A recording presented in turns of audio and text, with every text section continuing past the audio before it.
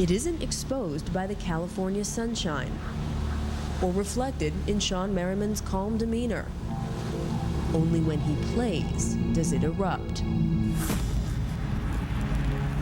Rage. Everything that was built up in me my whole entire life, I put it in a one hit, and I put it in one hit, and I put it in one hit. So every time I hit somebody, I was unleashing everything that I had on them.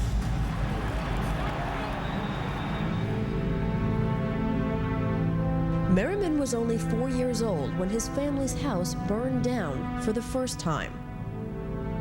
Just 4 years later, when he and his mother were living in these low-income apartments near Washington, D.C., he faced fire again. I looked out the building, seen the side of the building, the flames and the smoke coming up the side of the building.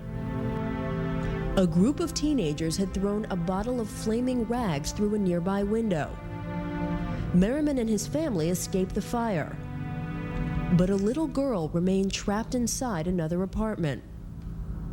The flames were so big at the time and it was burning so much. All you can do is see across the room and see her laying on the bed. And the flames burning with her still laying on it. At 8 years old, Merriman had watched a little girl die. And for a second time, his home had been destroyed by fire. His family was forced to move into a homeless shelter. Tell me what it looked like, the place that you're at. Try putting one big room with 60 beds in it. We sat outside of churches, to see if they would donate or give any money to us so we can live. Once out of the shelter, Merriman's family moved from one apartment to another. The only constant in his life was football.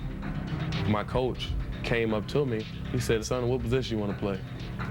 I said, "I don't know. I don't care. I just want to hit somebody." He sees himself going through someone. And his objective is to inflict as much pain on someone as possible. But few knew why Merriman hit with such rage. Merriman kept secret that his mother sometimes had to choose the rent over electricity or food. We noticed throughout the course of the year, the coaches, that Shawne actually, he lost a considerable amount of weight. So I asked him, I said, are you eating? I didn't want anybody to know. I was almost embarrassed. You're not gonna have all your friends over if your lights off, and if you don't have food over there, and you don't have, some of the necessities. Then, during his junior year at Frederick Douglass High School, yet another fire destroyed his home. When it happens, the first 2 times, you're just just blown away. It's almost like, what am I doing now? What am I gonna do? And by the 3rd time, you're sitting back and saying, man, you got to be kidding. Desperate, Merriman went to live here in Coach J.C. Pinkney's home. I just really chance to know what it feels like to be a kid. I didn't have to worry about when my next meal was coming. I didn't have to worry about anything. After earning a football scholarship to the University of Maryland, Merriman decided he wanted to help others as he had been helped. He started a coat drive for the homeless, gathering nearly 5,000 coats.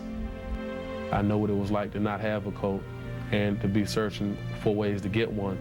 I always say that if I was ever in a position to help somebody else, that I would. Last year, as a rookie in San Diego, Merriman read in a newspaper that a local homeless shelter might be forced to close. He quickly wrote a check. He said, I was raised, this is my house. This is where I came from.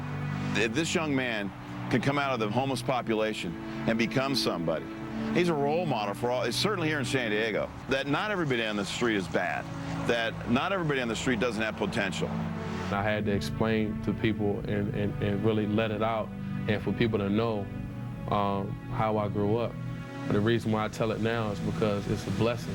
It's not like a sob story, it's a success story.